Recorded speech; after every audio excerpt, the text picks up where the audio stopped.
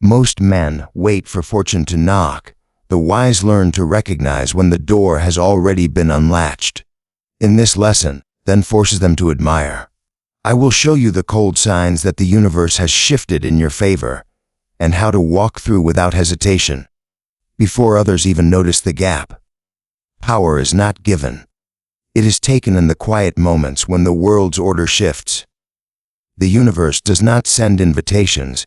It leaves traces, subtle and cruel, for only the ruthless to detect. Most people, blind in comfort, pass these signs by and call it fate. But the one who sees what others cannot is not blessed. He is dangerous. Tonight, we strip away the illusions, and I will teach you to read the movements of fortune as a general reads the field of war. For when the door opens, it will not remain so for long. You imagine opportunity as a golden door clearly marked, brightly lit. It never comes that way. In truth, it comes wrapped in chaos, in ruin, in the collapse of something you thought was permanent. A friendship ending, a sudden dismissal from your position, a leader disgraced. Most people see only loss. They mourn. They freeze. They cling to what is gone. You will not. You will see it for what it is, a fracture in the walls of the world. A weakness that, for a moment, you can step through. If you are quick enough to recognize it, history has shown this pattern again and again. Consider the fall of the Western Roman Empire. To most, it was a tragedy. To others, the ambitious Goths, the cunning Byzantine diplomats, it was an opening. Lands were seized, power rearranged. Those who moved decisively shaped the map for centuries. Do you think fortune smiles on the patient dreamer? No. She favors the opportunist in the moment of disruption. Disorder is nature's invitation to the strategist. It loosens the grip of the established order. And in that loosened grip, you can pry away what was once untouchable. Think of a kingdom at peace. Every gate is guarded. Every road is patrolled. Now picture that same kingdom after a storm destroys the outer walls. Soldiers scattered. Supplies in disarray.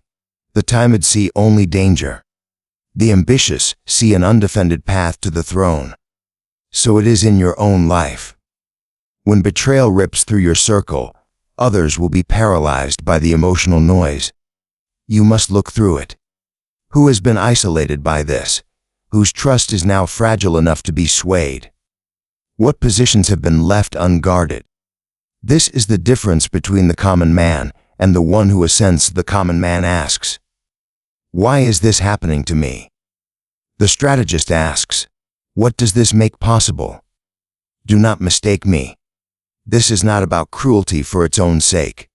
It is about clarity. Machiavelli himself observed that new orders are never born without the destruction of the old. If you cling to the past, you will be buried with it. Disruption is the universe's most honest language. It does not whisper. It tears down. But here is the trap: opportunity hides in the disguise of misfortune. It will not announce itself. Your rival's failure will look like bad luck to the untrained eye. To you, it must look like an unguarded flank. Alexander the Great understood this.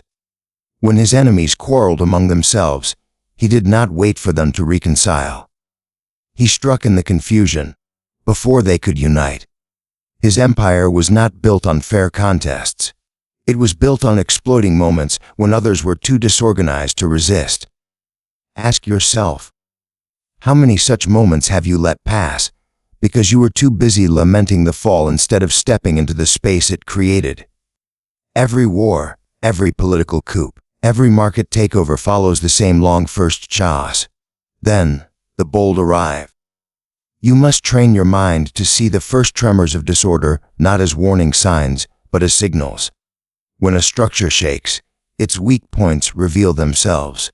In people, in systems, in alliances, and when those weak points show act.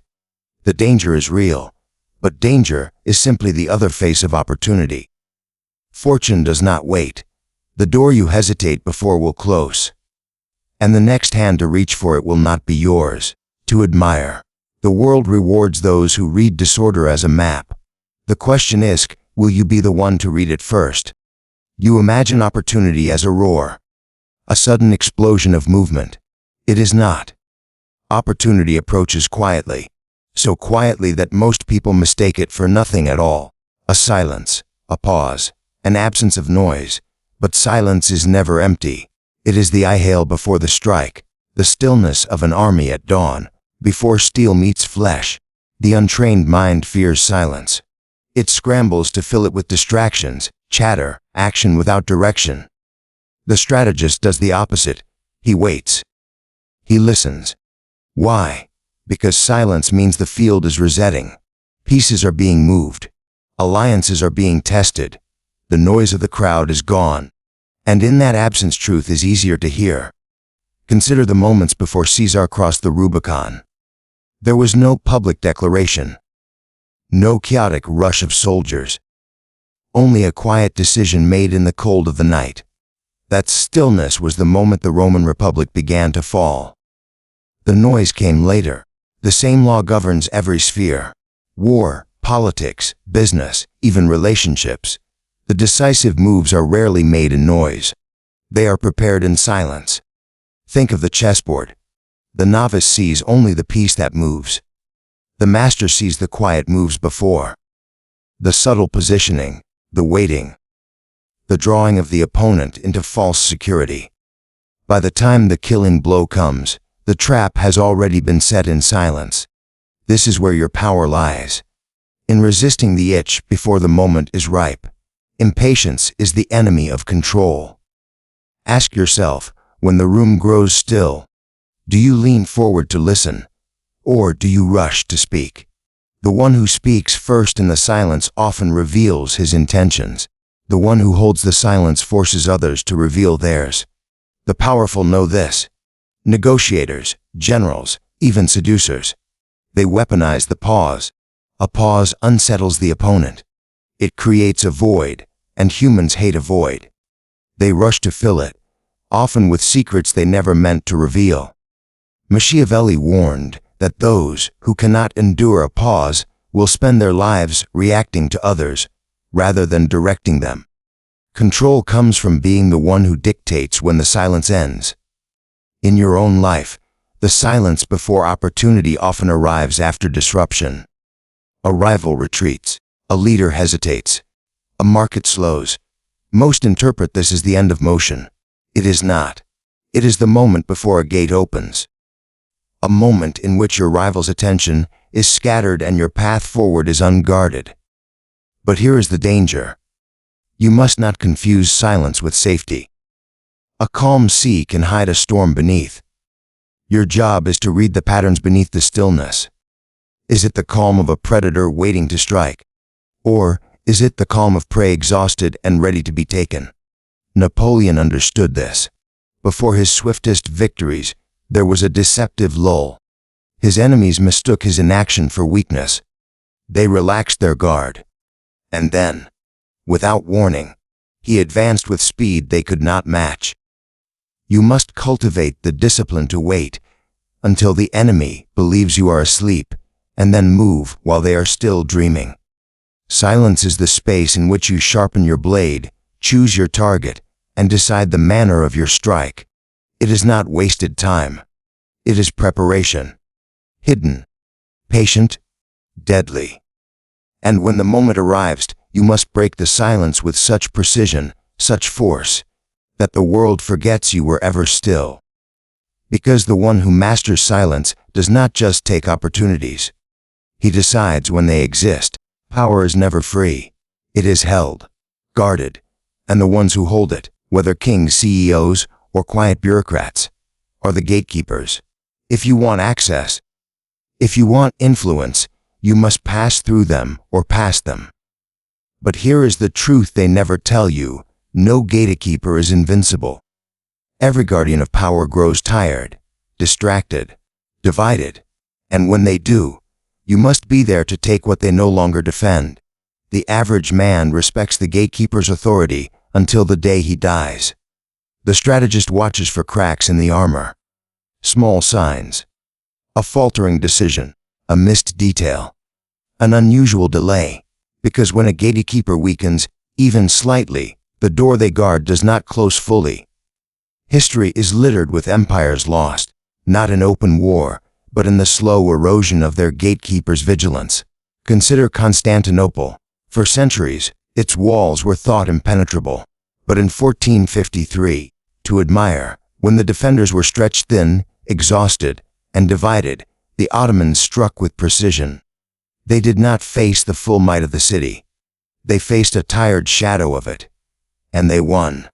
Your life works the same way. That job position you thought was unreachable. The manager grows wary or distracted by personal trouble. That rival who seemed unshakable, he becomes entangled in conflicts elsewhere. That gatekeeper to a social circle, political sphere, or financial opportunity, he starts guarding less fiercely. Not because he wants to, but because no one can stand watch forever. And this is when the common man makes his mistake. He hesitates. He thinks, I will wait for a better moment. There will be no better moment. Weakness in a gatekeeper is like a wound. It closes quickly if not exploited. So what must you do? First, you must identify the true gatekeepers. They are not always the ones in the highest position. Sometimes, it is the personal assistant who controls the schedule, the advisor who whispers in the ruler's ear, the quiet investor who can stall or accelerate an empire. Power often hides in the shadows, behind the throne. Second, you must study them with patience. What do they fear? Who do they answer to? Where do they grow complacent? Because when the moment comes, you will not have time to prepare. You must already know where to strike. Alexander the Great knew this when facing the Persian Empire. He did not challenge the king directly at first. He targeted the satraps, the regional governors who kept the empire running. As each one faltered or defected, the great machine of Persia slowed. By the time Alexander met the king on the battlefield, the gatekeepers had already been stripped away. Do not think you must always destroy them. Sometimes, a weakened gatekeeper can be turned into an ally, a pawn, or even a silent accomplice. A tired guard may let you through, not because you forced him, but because you made it easier than standing in your way. But understand this hesitation is fatal. A gatekeeper regains strength quickly, and once they do, they will remember who tested their defenses. So when you see the signs, confusion in command, shifting alliances, faltering discipline, you must act as though the door will close in an instant. Because it will. And when it does, you will either be inside, holding the prize, or still standing outside, wondering how someone else took it. The choice is yours. And the gate will not stay open for long. Most people believe in coincidence. They take comfort in it. It lets them surrender responsibility for the forces shaping their lives. But you, if you wish to wield power, you must treat coincidence as a mask. It hides the true machinery of events. And the one who learns to see past it sees the hidden hand behind the curtain. When two rivals suddenly step down in the same month, they call it coincidence. When a promotion appears right after your competitor suffers a random setback, they call it coincidence. When you find yourself in the right place at the right time, they call it luck. Do you believe that? Do you truly think the world runs on blind chance? A strategist knows better. Coincidence is often the final face of careful preparation. It is how opportunity disguises itself from the crowd, so that only those trained to see will take it. Consider the rise of the Medici in Florence. To the public, their ascent looked like fortune smiling on skilled bankers. But behind the scenes, marriages were arranged, debts were leveraged, and enemies quietly removed. To the common man, their rise was fate. To those in the game, it was a work of deliberate architecture, wearing the mask of inevitability. This mask serves a purpose. The powerful do not announce their moves, they let the outcome appear natural. A political rival loses his influence not because you destroyed him, but because circumstances changed. A new law passes not because you demanded it, but because the timing was right. A coincidence is a story you feed the world while you rearrange the board. And if you wish to exploit it, you must train your eyes to detect the signs that others miss. Who benefits from this sudden accident? Who prepared the ground long before the event took place? Who has stepped into the void it created? Once you start asking those questions, the illusion begins to crack, then forces them to. Napoleon once said he preferred lucky generals to good ones. But what he called luck was often the result of men positioning themselves so well that they could seize an advantage the instant it appeared. To the ignorant, it looked like coincidence. To the master, it was inevitability. In your own life, the mask of coincidence appears when events seem strangely aligned in your favor or against you. The key is to never accept them at face value. If an opportunity drops into your lap, do not waste time asking why. It is already yours to take. If a sudden obstacle blocks your path, do not curse fate. Search for the hand that placed it there. Because here is the truth. When you dismiss something as just coincidence, you remove your obligation to act. And that is exactly why most people remain powerless. The world is full of hidden designers. Some working for you, most working against you. They count on you believing in chance. They count on you dismissing the strange alignment of events as nothing more than randomness. But you will not. You will understand that coincidence is the softest form of deception. It is how the greatest victories and the quietest assassinations hide in plain sight, then forces them to admire. And when you learn to see through it, the world stops being a collection of random moments and becomes a series of deliberate openings.